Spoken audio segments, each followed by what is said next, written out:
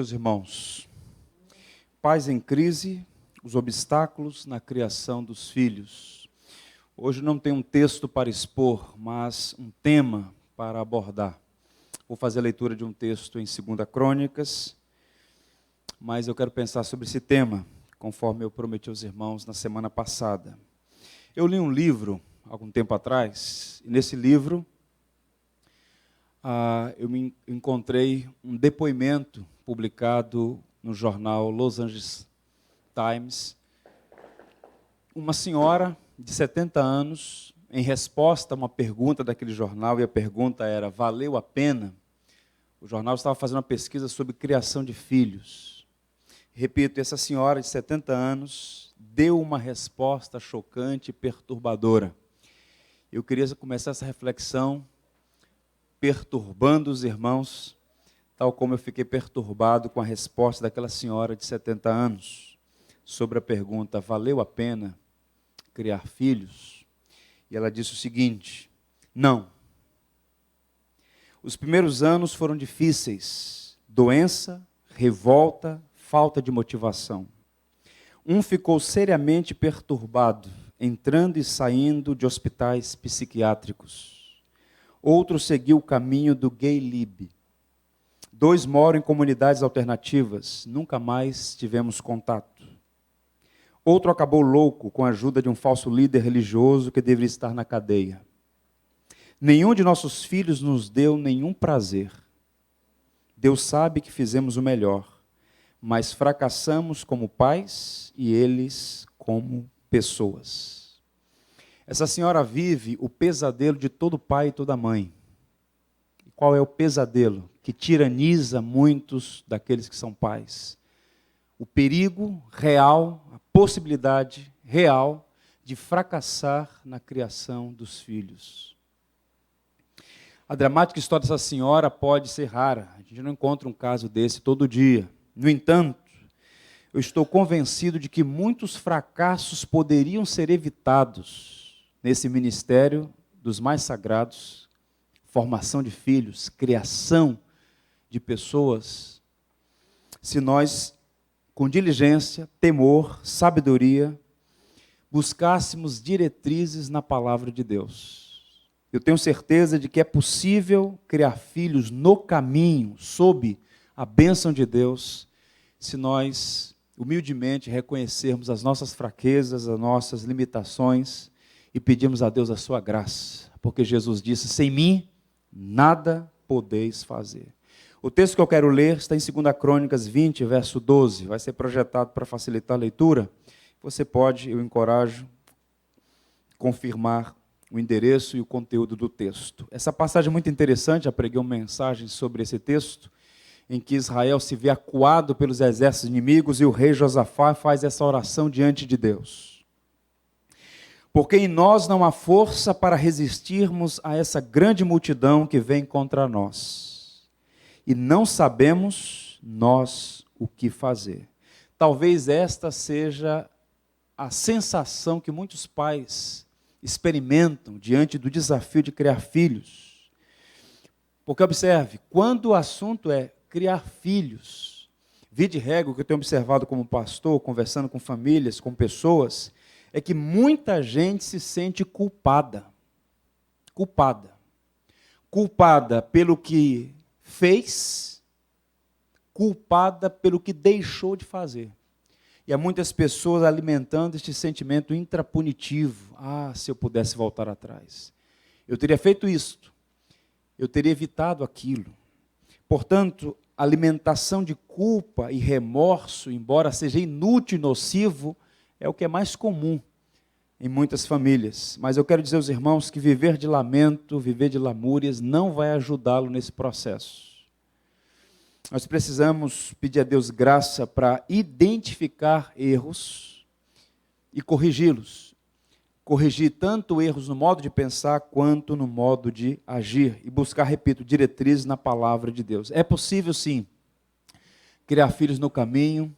Pais em crises podem ser pais em paz, sob a graça de Deus. E o objetivo dessas 2 mensagens, a de hoje e a do domingo seguinte, se Deus permitir, é provocar em nós reflexão Nem todos aqui estão ainda naquela fase. Alguns ainda não estão nessa fase, outros já passaram dessa fase, mas o fato é que esse assunto não diz respeito a apenas um grupo de pessoas da igreja, mas a toda a igreja. Repito sempre, embora nem todos sejam pais, todos são filhos. Portanto, o objetivo é provocar reflexão e as necessárias mudanças.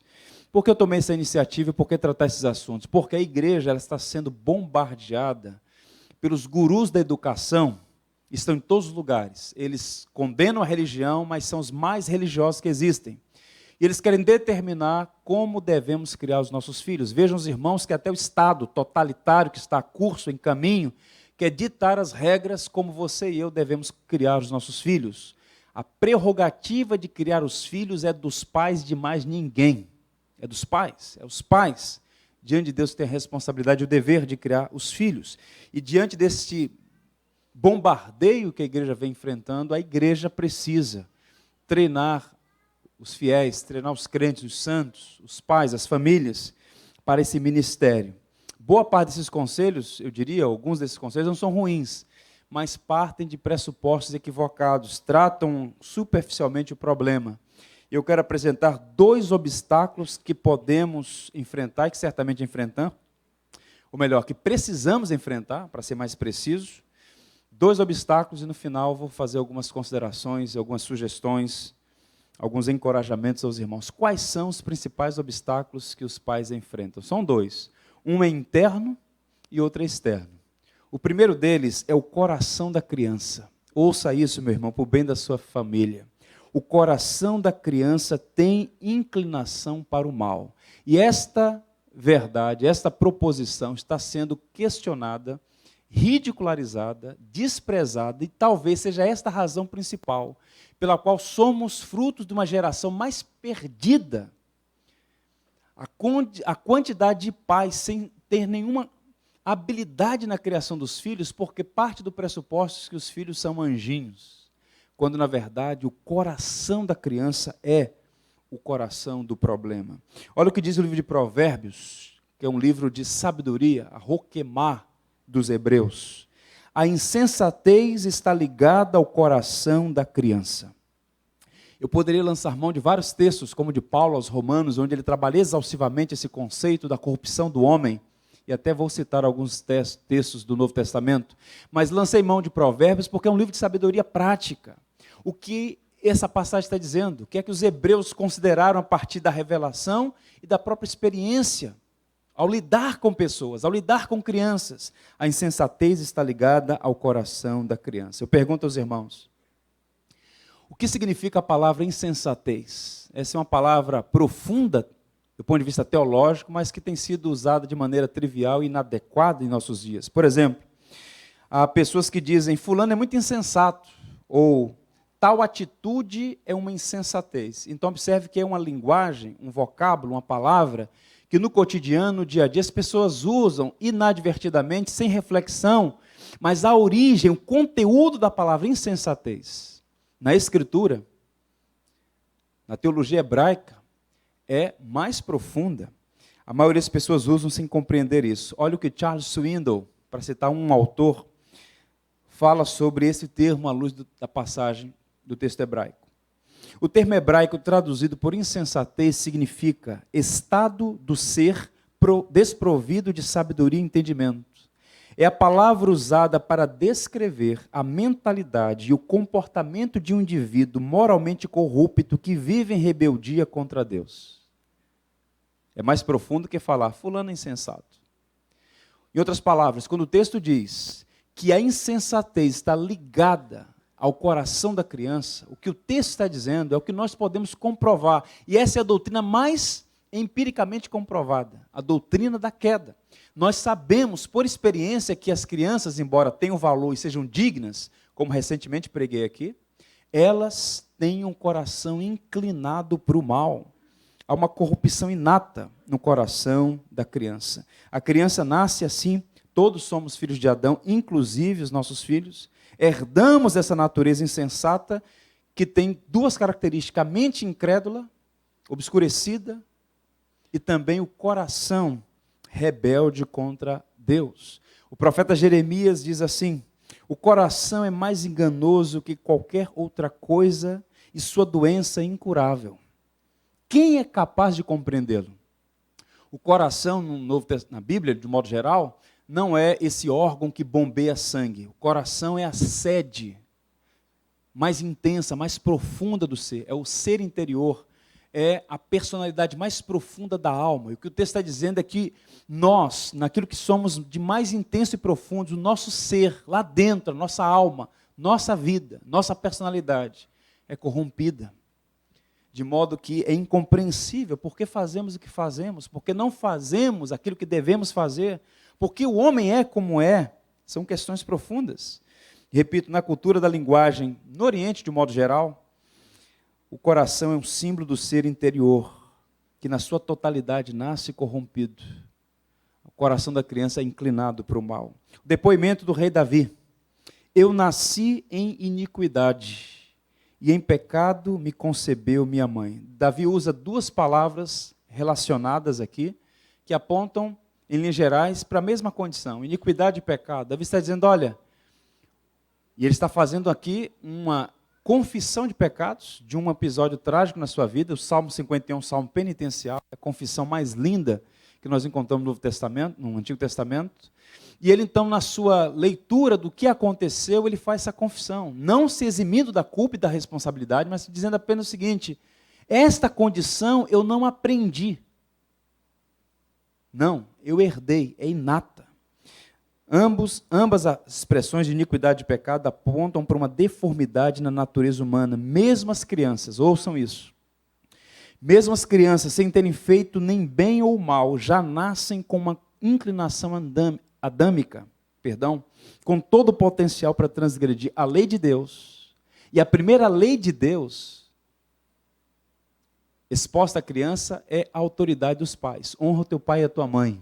E quem é pai e mãe aqui sabe que as crianças desde cedo têm uma inclinação a um enfrentamento à autoridade dos pais. Na Net Bible há um comentário sobre esta passagem que diz assim: o salmista não está sugerindo que foi concebido em uma relação sexual imprópria. Quando ele diz, eu nasci em iniquidade, em pecado me concebeu minha mãe. Não está sugerindo que foi concebido em uma relação sexual imprópria. O que o salmista quer dizer é que se tornou pecador a partir do exato momento que começou a sua existência como pessoa. É mais do que o indivíduo faz ou deixa de fazer, é mais do que ele pensa de errado, é mais do que atitude, é uma condição inata. Somos todos filhos de Adão. O pecado está em nossa natureza, ou seja, nascemos com o DNA dessa inclinação má. Se você ler atenciosamente o capítulo 7 de Paulo aos Romanos, você fica impressionado com o que Paulo diz. A lei do pecado habita em mim. O bem que quero fazer, esse não faço. E o mal que não quero, esse faço. Miserável homem que sou, quem me livrará do corpo desta morte? E aí ele traz a esperança. Dou graças a Deus por Jesus Cristo. Só Jesus Cristo pode tratar de fato o nosso maior problema. Os teólogos chamam isso que eu estou dizendo aos irmãos aqui de pecado original.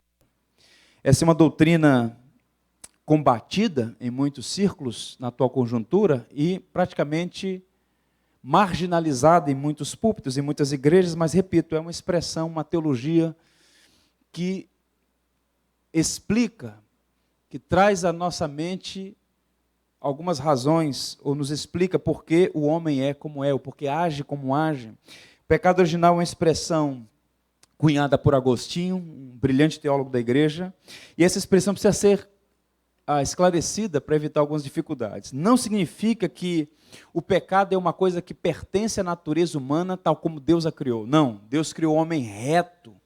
Foi o homem que tropeçou por sua própria vontade, deliberadamente se extraviou. Deus fez o homem reto, com uma natureza perfeita.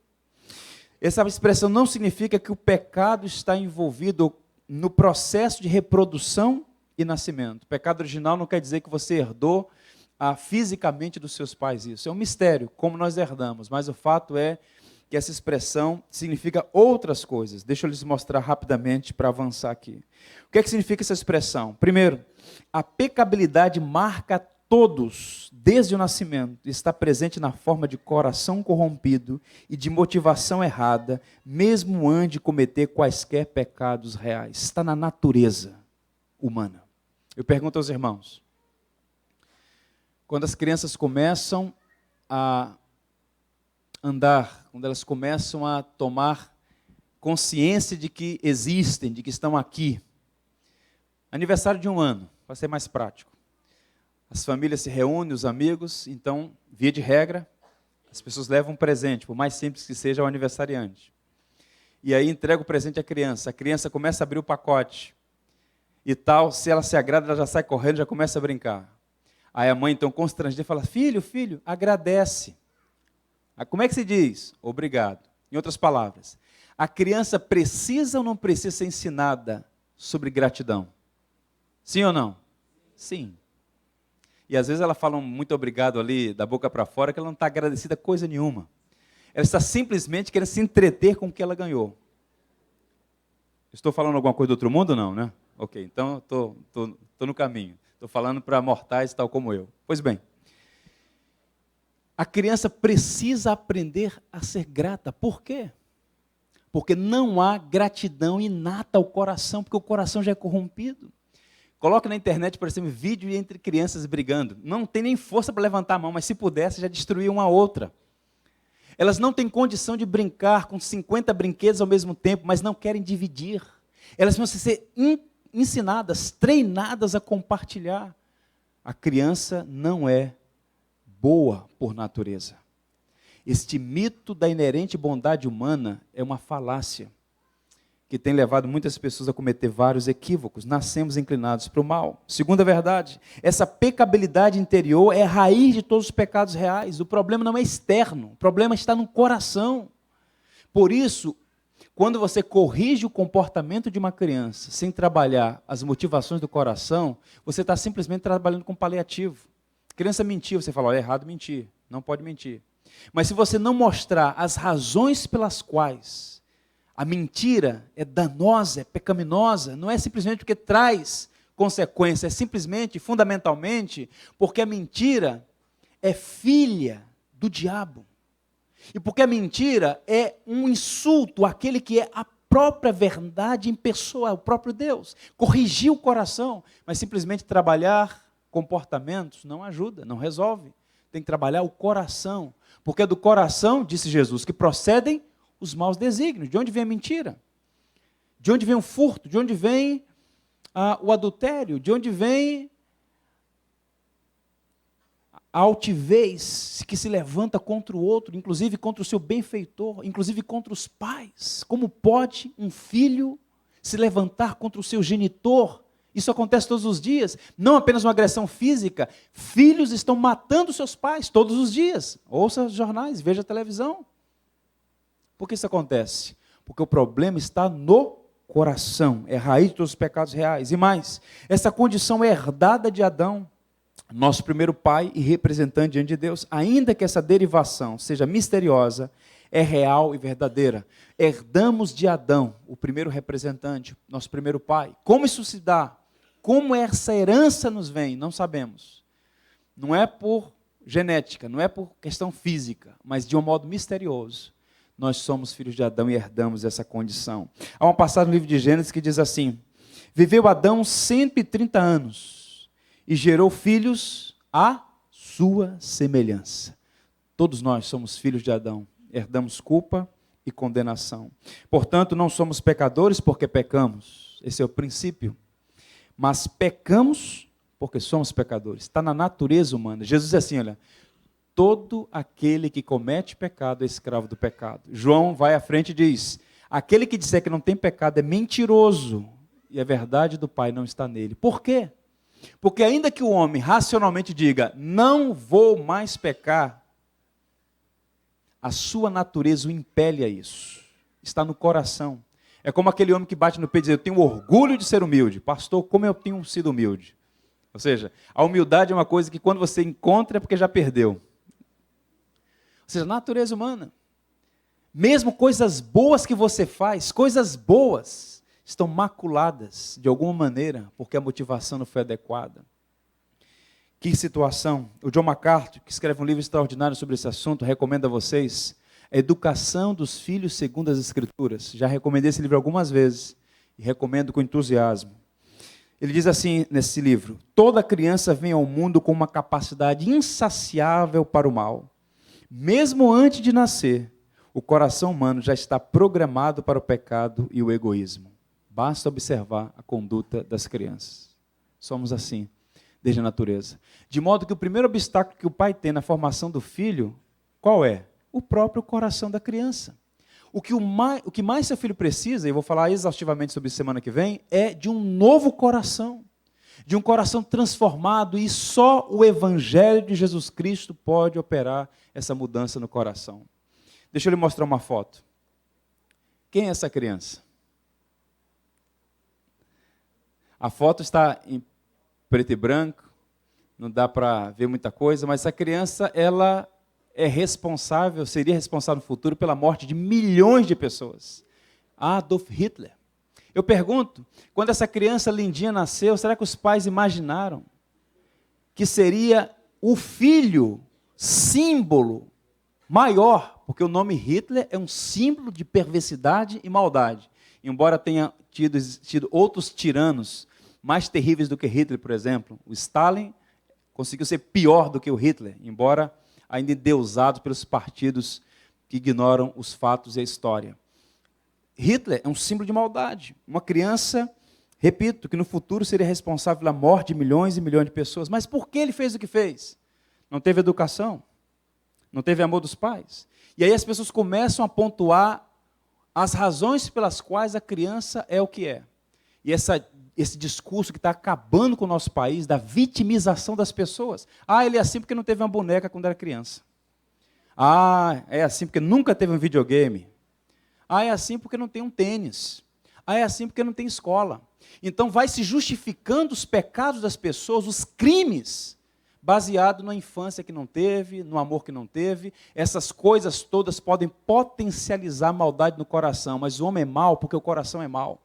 Estude ou leia, por exemplo, a história, tem alguns livros sobre isso. Outro dia eu li um, fiquei impressionado, ainda vou fazer menção a esse aqui em outra ocasião, sobre a história de alguns serial killers nos Estados Unidos, pessoas criadas algumas em ambiência de igreja, amadas por seus pais, cuidadas com educação e foram capazes de fazer o que fizeram. Para citar o caso, ainda ficar no nazismo, do alto comando nazista, apenas Adolf Hitler não tinha cursos de nível superior. Os demais todos falavam mais de 3 idiomas. Eram homens que tinham cursado as melhores universidades da Europa, homens de cultura e conhecimento, e a despeito disso, fizeram o que fizeram. O problema do homem não é falta de educação. E vocês sabem que eu não estou aqui contra a educação, propondo um caminho obscurantista. Não, devemos, e o cristianismo sempre esteve na vanguarda da boa educação, da boa ciência. Mas o problema do homem não é falta de educação. O problema do homem é o coração. Você nunca encontrou alguém com doutorado estúpida? Você nunca encontrou alguém rica, morando num bom endereço e não, sem nenhuma habilidade para tratar com outra pessoa? Qual o problema? É falta de educação? Não. É o coração pervertido e corrompido. Na teologia cristã, em particular na teologia reformada, isso é chamado de depravação total. Essa expressão teológica significa que a corrupção da natureza humana, moral e espiritual, é total, não em grau. Nem todos são tão maus quanto podem ser. Mas em extensão, todas as partes do nosso ser foram afetadas pela queda, de modo que o nosso problema é o coração caído. Salmo 58, verso 3. Desviam-se os ímpios desde a sua concepção, nascem e já se desencaminham, proferindo mentiras. Desde a concepção estão desviados, nascem e já se desencaminham, proferindo mentiras. Essa é a condição do ser humano. Quero recomendar a vocês assistirem um filme, tá aí, eu vou projetar aí, A Caça. É de um dinamarquês chamado Thomas Wittenberg. Brilhante esse filme, assisti ano passado e recomendo aos irmãos. Que filme inteligente. Inclusive ganhou o Festival de Cannes em 2012, o ator principal aí. Qual é a proposta desse filme? Esse filme está tentando responder a seguinte pergunta: uma criança pode mentir? Mais do que isso. O filme, no desenrolar dele, não vou contar para vocês, ele vai mostrar que uma criança pode destruir uma família e uma cidade inteira. Porque a criança, por menor que seja, ela não é um ser angelical e inocente. Ela é uma filha de Adão. Se a graça não restringir o pecado que há no coração de uma criança, ela tem todo o potencial para ser um novo Adolf Hitler. Esta verdade, que vem sendo suprimida, abandonada, marginalizada, é a única verdade que pode explicar por que o homem age como age. No final do século XIX, havia no mundo um espírito de otimismo. Alguns até diziam que vivíamos a era de ouro da humanidade. Advento das tecnologias, crescimento nas artes, na medicina. Então, observe, o homem vai construir uma máquina capaz de alimentar, fazer o trabalho de 100, 200 homens. Vamos acabar com a pobreza e com a miséria. Eu pergunto aos irmãos, o que aconteceu no início do primeiro século? Primeira metade do século XX? Primeira Guerra Mundial, Segunda Guerra Mundial. Com todas as tecnologias que se tem hoje, o mundo está melhor ou pior? 1 bilhão de pessoas nesse dia não tomaram café da manhã. Este mundo de injustiças, o problema não é externo, o problema é o coração do homem. O problema do Brasil é só político? Não. O que é que leva um homem com posses, com condição, com status, no final da vida se envolver em corrupção e ir para a cadeia? Porque o problema não é que ele quer mais dinheiro, ele quer mais poder, é o coração corrompido. E esse filme, assistam, vai mostrar de modo bem didático, intenso, a corrupção do coração humano. Olha o que diz Jeremias, o profeta: pode acaso o etíope mudar a sua pele? Ou o leopardo as suas manchas? Então, poderias fazer o bem estando acostumados a fazer o mal? O que o profeta está dizendo é o seguinte: vocês fizeram o que fizeram porque está na natureza de vocês. Não é uma questão de informação. Eu acho sempre engraçado essas campanhas de conscientização. Vamos fazer uma campanha de conscientização sobre o perigo de beber e dirigir. Eu falei, vem cá, um indivíduo tem uma habilitação, maior de idade, passou lá pelas provas, ainda que provas limitadas. Ele precisa fazer um curso para saber que alcoolizado ele não pode dirigir? É um curso, é um doutorado? O que ele tem que fazer? Campanhas ridículas, embora necessárias porque o nível baixou bastante. Mas qual o ponto? A questão é o coração do homem, gente. Não é questão de informação, não é cognitiva apenas. É a questão que o coração do homem leva o homem a fazer o que faz. Será que alguém aqui precisa ser conscientizado que não pode erguer a mão e agredir a esposa? Vamos fazer uma campanha de conscientização. A campanha não agrida a sua esposa. Será que o indivíduo precisa de mais informação sobre isso?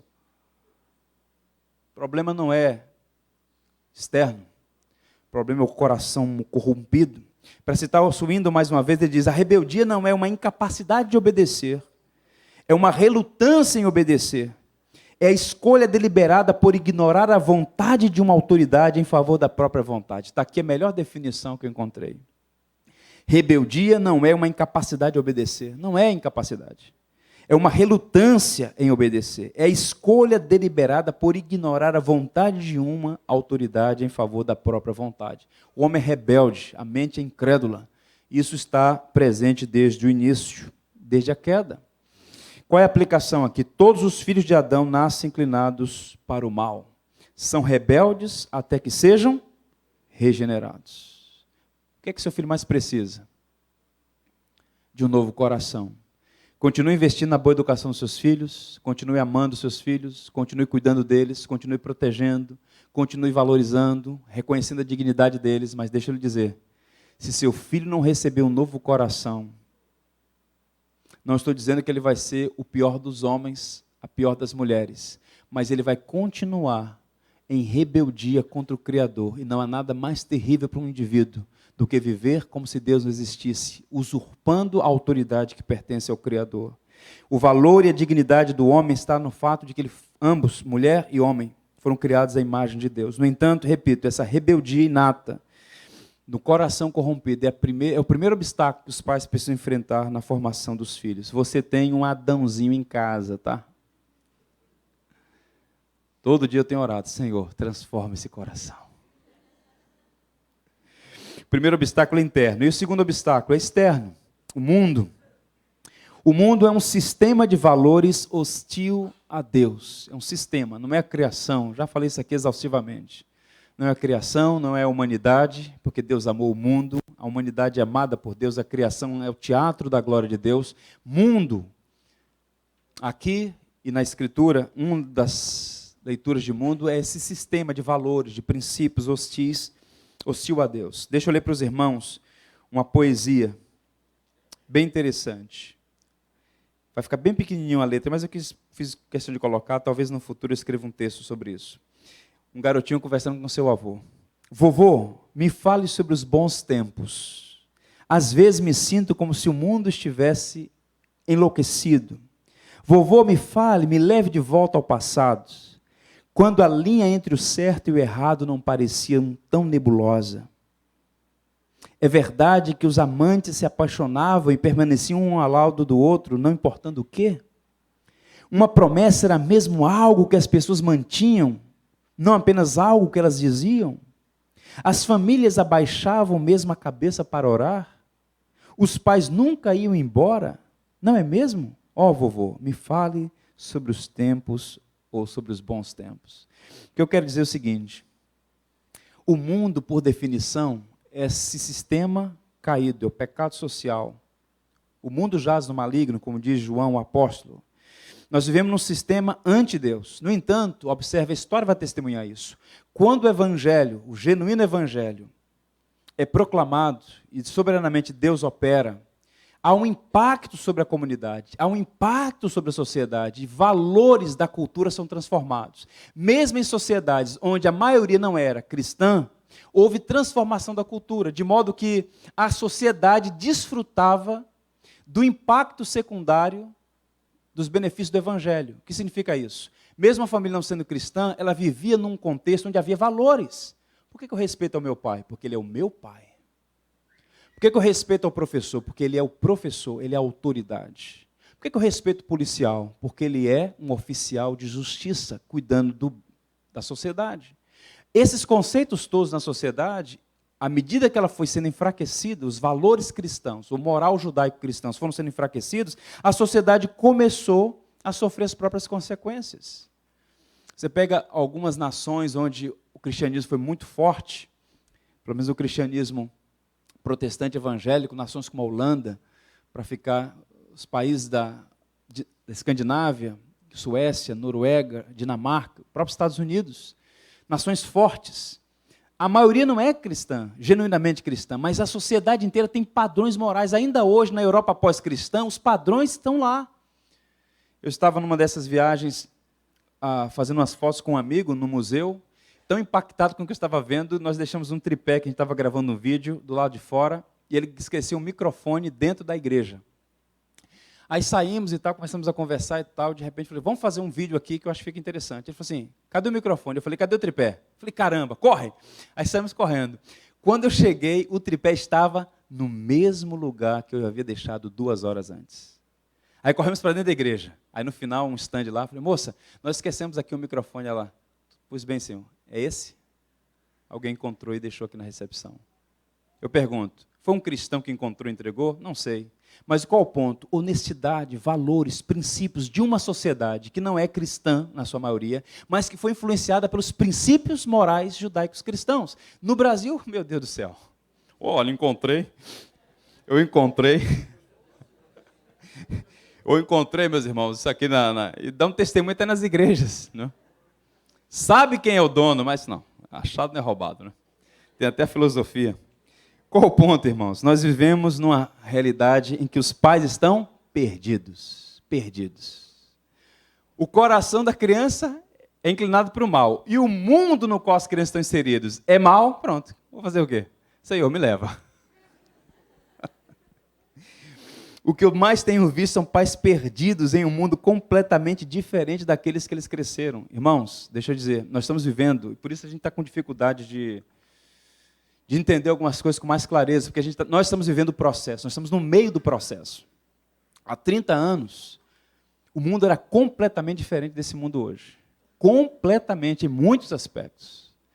As mudanças estão em curso numa velocidade nunca antes vista.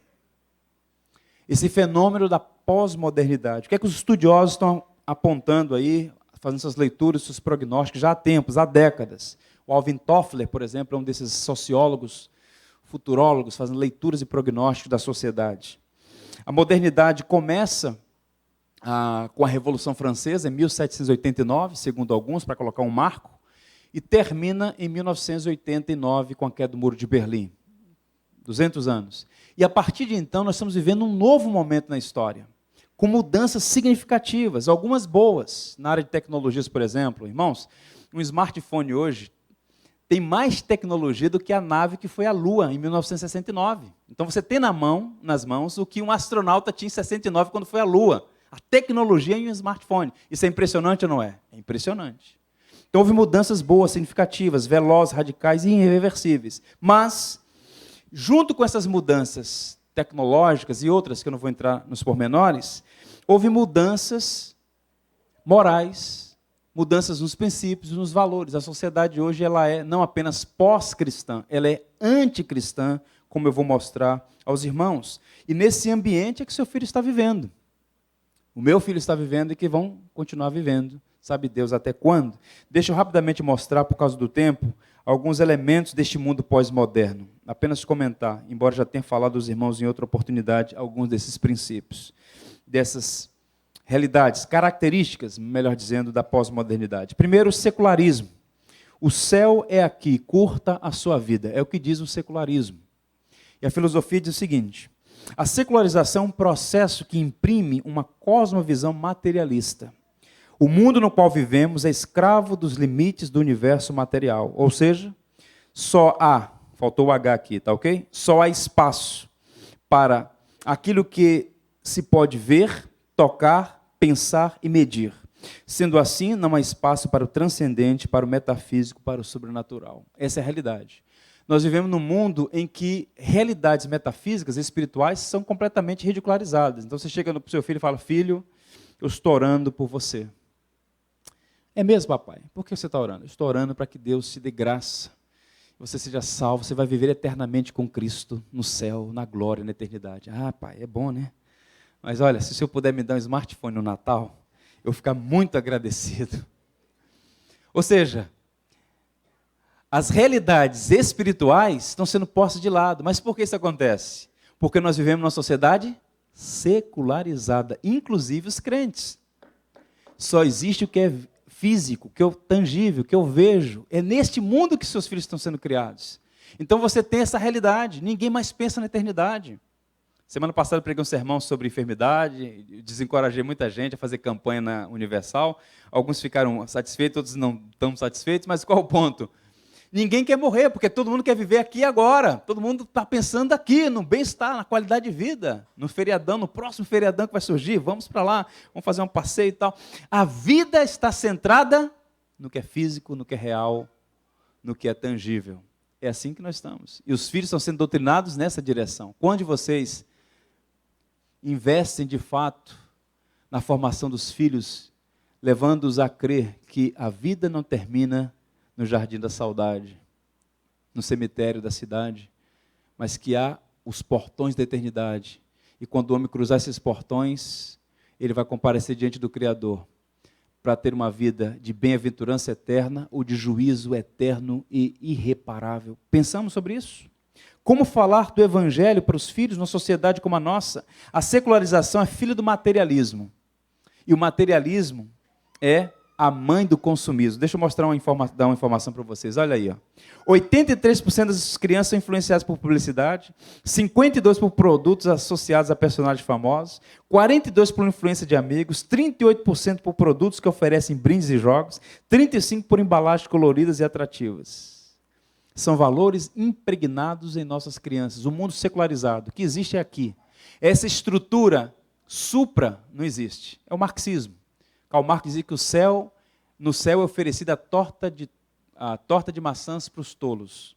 Não existe céu, o que existe é aqui. Nada de superestrutura, infraestrutura. O problema do homem é aqui. Façamos do céu aqui. E é muito marxista em nosso meio. Mentalidade materialista. E o consumismo é filha dessa mentalidade. São valores impregnados. Talvez tenha uma outra Pois bem, um outro caminho aqui, um outro princípio, avançando. Humanismo. O importante é ser feliz. O humanismo é uma filosofia que coloca o homem no centro de todas as coisas. A partir deste modo de pensar, as necessidades do homem tornam-se prioritárias, não a glória de Deus. O ser humano, ou melhor, o humanismo é antropocêntrico e hedonista. A felicidade humana é vista como o principal propósito da existência humana. A ideia de ser feliz a qualquer custo. Não importa a verdade, não importa a escritura, não importa se eu vou ter que rasgar alguns valores e princípios, não importa ser feliz. Seja feliz. Você foi feito para ser feliz. É o espírito hedonista caracterizando a nossa sociedade. Não somos contra a felicidade. Se tem uma pessoa que tem todas as condições para viver plenamente feliz, é o cristão. Mas a felicidade como um fim em si mesmo é um ídolo da sociedade hedonista. Deixa eu mostrar uma foto aos irmãos, espero que vocês não se escandalizem. Veja aqui a perversão do hedonismo. Uma criança com 14 anos em 1970 e uma criança de 14 anos hoje. É o espírito da sensualidade, do hedonismo, que perverte todas as coisas, inclusive a sexualidade. É triste, mas esse é o mundo em qual seus filhos estão vivendo, caminhando. O relativismo. É proibido crer e ter certezas morais. O relativismo é descrença da verdade ou nos absolutos.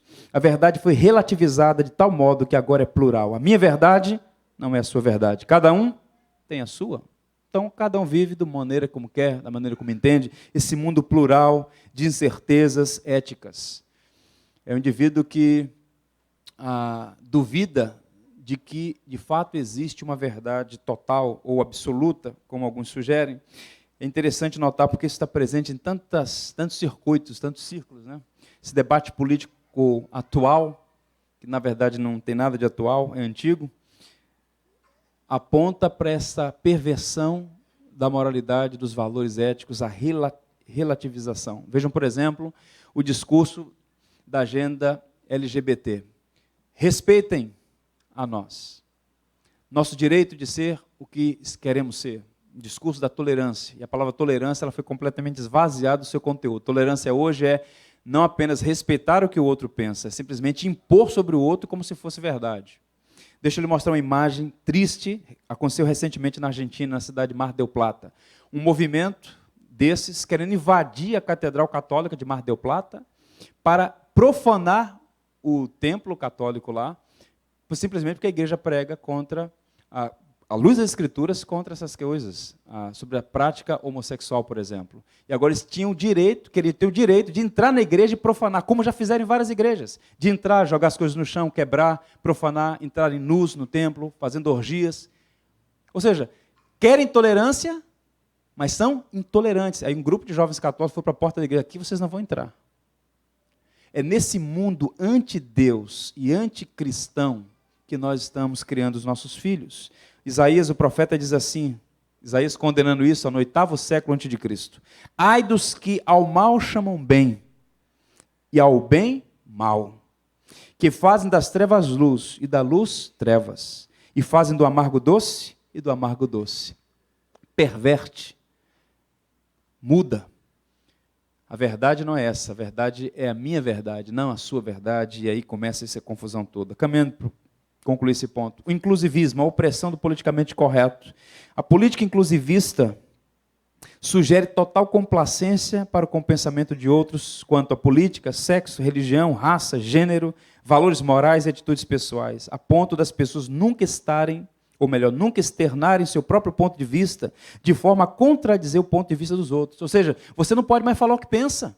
Se você falar o que pensa, rapaz, vai te dar problema, vai dar problema.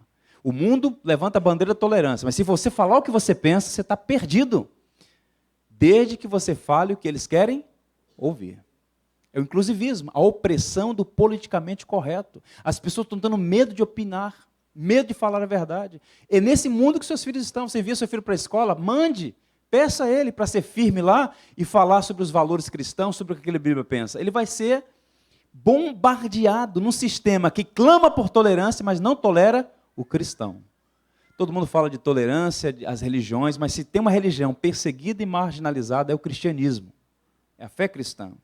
Porque o cristianismo tem o direito e a prerrogativa de dizer, Cristo não é um caminho, ele é o caminho. Você não precisa acreditar, você não precisa seguir, mas Ele é o caminho, a verdade e a vida. Ninguém vem ao Pai senão por mim, disse Jesus. Qual o ponto aqui? Como encorajar, preservar a virgindade até o casamento em um mundo em que não valoriza nem o casamento nem a santidade? Quantos jovens aqui são capazes de fazer isso na escola e na universidade? Fala, olha, estou me preservando para o casamento. Não, é motivo de completa chacoalha. Por quê?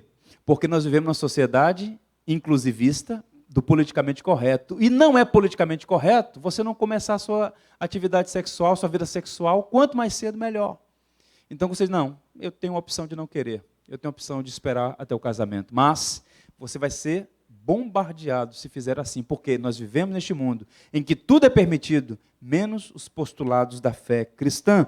Portanto, nossos filhos estão sendo desafiados a andar sobre a corda bamba para agradar a maioria. Quantos filhos mentem na escola para não ser marginalizado? É nesse mundo que nós estamos vivendo, irmãos. Pais em crise, como lidar com isso? O mundo e o coração da criança. Enxergar esses obstáculos é como encarar um grande desafio. E às vezes a gente se sente completamente sem forças, como Josafá. Senhor, tem uma grande multidão vindo contra nós e não sabemos o que fazer. Como lidar com o coração corrompido do filho? Como lidar com o mundo que jaz no maligno? Problema interno e problema externo. Como tratá-los? Nós vamos pensar nisso na semana que vem. Eu vou apenas ler por causa do tempo, desfrutando aí de 10 minutinhos da sua atenção. Conselhos práticos para enfrentar esses obstáculos, para você não sair daqui cabisbaixo. A esperança. Amém, irmãos? Primeiro, creia no diagnóstico que a Bíblia faz sobre os seus filhos. Não sai por aí em qualquer banca de jornal lendo esses gurus de educação dizendo como você deve criar os seus filhos. Você tem o livro dos livros, a palavra viva do Deus vivo. A Bíblia faz um diagnóstico sobre o homem e a Bíblia é digna de confiança. E a Bíblia diz que o seu filho é filho de Adão, que o coração dele é inclinado para o mal. Essas verdades não devem desanimá-lo, desencorajá-lo, mas levá-lo a buscar os recursos da palavra para tratar a questão. Não dê ouvidos a esses gurus da educação, os falsos profetas, como disse Jeremias, e curam a ferida da filha do meu povo levianamente, diz o texto lá em Jeremias, dizendo paz, paz, quando não há paz. O problema não é só o comportamento é só um sintoma, a questão é o coração. Segundo princípio, aplicação, faça da sua casa uma oficina onde Deus possa trabalhar na vida de seus filhos. Que o seu lar seja essa oficina onde Deus molda esse coração, onde Deus tira o coração de pedra e coloca um coração de carne, onde as crianças veem pelo exemplo, pela maneira como você vive, pelo que você ensina, qual é o caminho do Evangelho. Tanto os desafios são grandes, mas a possibilidade de enfrentá-los com a graça de Deus também é real e nós podemos ter vitória nisso. O último sermão desse homem que nós vamos pensar um pouco sobre a sua teologia e ministério, Jonathan Edwards, disse assim, o último sermão pregado por ele: toda família deve ser uma pequena igreja consagrada a Cristo e totalmente governada e influenciada por seus mandamentos. E a educação e a ordem da família estão entre os principais meios de graça. Se isto falhar, todos os outros meios provavelmente não terão efeito. A sua família é o seu ministério. Se envolva. Faça da sua casa um lugar onde Deus trabalha na vida dos seus filhos. E mais, faça do seu exemplo o mais eficaz recurso pedagógico. O exemplo. Não apenas pelo que você fala, mas pelo que você faz, os seus filhos aprendem e aprendem muito. Nós precisamos entender isso. Liderança é exemplo. Nossos filhos aprendem com os nossos erros e com nossos acertos. Precisamos ter esse entendimento e pedir a Deus que tenha misericórdia de nós, nos ajude nessa tarefa. O Charles Swindoll, falei para os irmãos outro dia aqui, ele contou uma experiência, um grande professor, um homem que trabalha muito com família, já é um homem idoso. Ele disse assim, uma das coisas que mais marcou a minha vida foi atravessar a cidade num sábado à noite para devolver o dinheiro ao dono de uma casa de ferragens, o qual nos havia dado troco em excesso. Jamais esquecerei esse momento. Quando o pai chega em casa com o filho, descobre que o troco está demais. Fala, não, tem alguma coisa errada aqui. Já está tarde. É longe? Não. Vamos deixar para amanhã, vamos hoje. Ele atravessa a cidade com o pai para devolver. E o pai no caminho faz com ele uma catequese. Somos filhos da luz. E o nosso comportamento deve imitar o caráter de Cristo. Vai imprimindo na criança valores bíblicos, valores cristãos. Plante a piedade e a devoção no coração do seu lar. Piedade.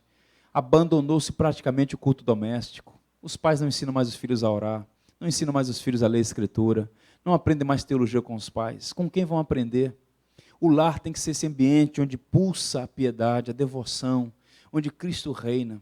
Eu não estou falando aqui de utopia, estou falando de realidades. Não é fácil na dinâmica que nós estamos inseridos hoje. 2 horas para ir para o trabalho, 2 horas para voltar, vai para a faculdade e volta. Não, a família não se reúne mais para todas as refeições, o corre-corre. Mas o que é mais importante tem que ocupar a primazia. E a devoção, a piedade no lar é muito importante. Um conselho para aqueles que querem transferir a responsabilidade para a igreja. Ouçam. Do mesmo modo que 6 dias de trabalho por semana sem comunhão com Deus acabarão destruindo 1 hora de culto, ainda que animado, 40 horas de um lar indiferente neutralizará o significado de 1 hora na igreja. Então, a semana toda Deus não existe. No domingo, vamos adorar a Deus. 1 hora aqui, 2 horas aqui, não tem nenhum significado se na semana, de segunda a segunda, a piedade não for cultivada na sala da sua casa, na ambiência do seu lar. E aí, por fim, não descanse até que seus filhos sejam transformados pelo Evangelho. Amém, irmãos? Não descanse até ver Cristo sendo glorificado através dos seus filhos. Devemos seguir nessa direção. Você não pode converter seu filho, você não tem o poder de transformar o coração dele, mas você pode catequizá-lo, instruí-lo, orientá-lo, orar por ele. Você pode pedir a Deus: Senhor, tem misericórdia, me ajude nesse desafio enorme. Fiquemos em pé. Vamos ler Gênesis 18, 19. Olha a palavra do Senhor a Abraão. Vamos ler juntos? Porque eu o escolhi para que ordenes a seus filhos e a sua casa depois dele, a fim de que guardem o caminho do Senhor e pratiquem a justiça e o juízo. Essa missão é intransferível. Eu te ordenei para que você lidere a sua família. Essa é a orientação da parte de Deus. O primeiro texto que nós lemos nessa manhã foi o de a 2 Crônicas, e eu omiti deliberadamente a última parte do versículo. O texto diz: porque em nós não há força para resistirmos a essa grande multidão que vem contra nós. Não sabemos nós o que fazer. Agora olha só o que o texto diz, vamos ler juntos? Porém, os nossos olhos estão postos em ti. Ele é a nossa única esperança. Deus, Cristo, é a nossa única esperança. Você é nosso convidado. Semana que vem vamos pensar sobre o tema Pais em Paz, o bom caminho para a educação dos filhos. Vamos todos orar. Curve a fronte. Vamos orar e em seguida estaremos despedidos. Mas todos nós vamos orar, nos colocando diante de Deus. Você que é filho, peça a Deus graça. Você que é pai, peça a Deus graça. Senhor, nós te bendizemos na manhã desse dia, porque a tua palavra é a verdade. Ela vem ao nosso encontro e nos confronta para o nosso próprio bem. Estamos diante de um desafio que é maior do que nós mesmos. Não é fácil criar filhos no caminho do Evangelho. O coração de todos nós, filhos de Adão, tem uma inclinação para o mal, Senhor. E nós precisamos de uma operação soberana da tua graça, restringindo o mal que é em nós e fazendo aquilo que só o Senhor pode fazer. Eu oro para que o Senhor derrame sabedoria na vida de cada pai, cada mãe aqui presentes, para que saibam lidar com o coração pecaminoso dos seus filhos, mostrando a eles o Evangelho como a nossa única esperança. Porque só a palavra da cruz pode mudar o coração do homem, tirando o coração endurecido de pedra e dando um coração amável e disposto a conhecer e fazer a vontade do Senhor. Nós te pedimos, Senhor, misericórdia, porque estamos todos inseridos num mundo anti-Deus, num mundo contrário à tua vontade, a valores e princípios, práticas, condutas estranhas à tua palavra, contrárias à verdade. Nos ajude, Senhor, a nos postar como homens e mulheres sérios, pessoas comprometidas com a verdade, a despeito dos prejuízos que possamos ter. Nós oramos para que as famílias sejam preservadas no Evangelho, oramos pedindo mesmo a tua graça, Senhor, nos ensina, porque nós queremos ser pais em paz, pessoas que confiam no cuidado do Senhor, que podem dizer em alto e bom som: eu e a minha casa serviremos ao Senhor. Que assim seja para a tua glória e para o teu louvor. Despede-nos em paz e que tenhamos um restante de dia meditando nessas verdades para a tua glória e para o bem da nossa alma. Em nome de Jesus. Amém e amém.